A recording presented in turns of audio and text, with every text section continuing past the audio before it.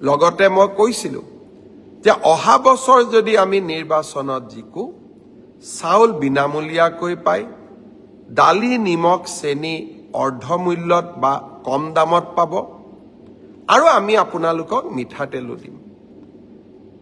তাকে লৈ কংগ্ৰেছ দলে ছ'চিয়েল মিডিয়াত মোক বহুত ট্ৰলো কৰিলে। মই চিন্তা কৰিলো যে মিঠাতেলটো দৰিদ্ৰ মানুহক লাগে, দৰিদ্ৰ মানুহে ৰেচন কাৰ্ডত মিঠাতেল পোৱাটো অপৰাধ নেকি? এইটো কিয় মোক ট্ৰল কৰিলে?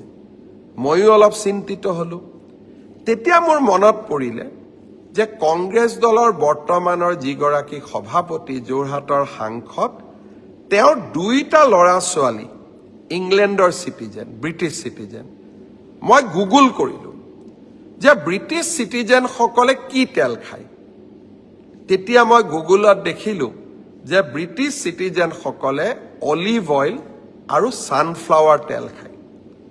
কংগ্ৰেছ দলে কিজানি বিচাৰিছিল যে আমি মিঠাতেল দিব নালাগে, ছানফ্লাৱাৰ অথবা অলিভ অইল দিব লাগে।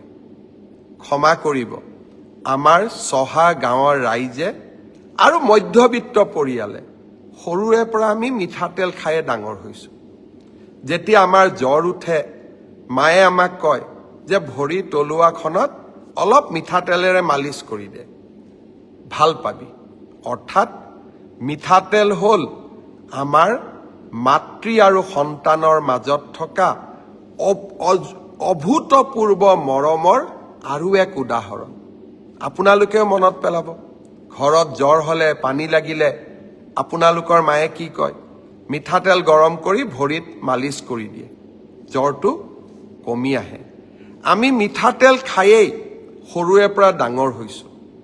অলিভ অইল আৰু ছানফ্লাৱাৰ তেল হয়তো আজি মই কিনি খাব পাৰোঁ, কিন্তু অসমৰ কোটি কোটি মানুহে ছানফ্লাৱাৰ আৰু অলিভ অইল দেখা নাই।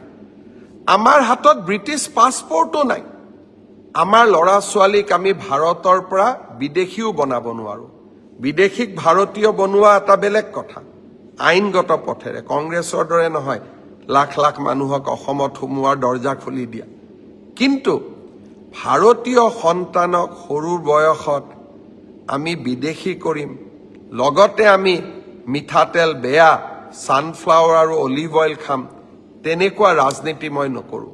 মই আকৌ এবাৰ প্ৰতিশ্ৰুতি দিছোঁ, এইবাৰ গেছ চিলিণ্ডাৰৰ দাম 250 টকা কমাম, কম দামত দালি দিম, নিমখ দিম, চেনি দিম, আৰু অহাবাৰ নিৰ্বাচনত জিকিলে কম দামত মিঠাতেলো দিম।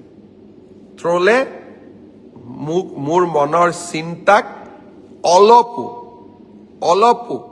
আঁতৰাই লৈ যাব নোৱাৰে, কাৰণ মই অসমৰ দৰিদ্ৰজনৰ মুখত, দৰিদ্ৰ মাতৃৰ চকুত কৰবাত নহয় কৰবাত আত্মবিশ্বাসৰ প্ৰতীক হিচাপে জীয়াই থাকিব খোজো। 10 তাৰিখে যেতিয়া 1250 টকা পৰিয়ালটোৰ একাউণ্টলৈ আহে, অসমৰ মাতৃশক্তিয়ে যি সান্তনা পায়, অসমৰ মাতৃশক্তিয়ে য'ত আশ্ৰয় বিচাৰি পায়, সেই মৰম আন কাৰো লগতে তুলনা হ'ব নোৱাৰে। আকৌ এবাৰ কৈছোঁ, কংগ্ৰেছ দলে ভাল কামবিলাকৰ বিৰোধিতা কৰি যাওক, আৰু আমি ভাল কামবোৰ কৰি কৰি গৈ থাকিম। বহুত বহুত ধন্যবাদ। জয় হিন্দ, বন্দে মাতৰম।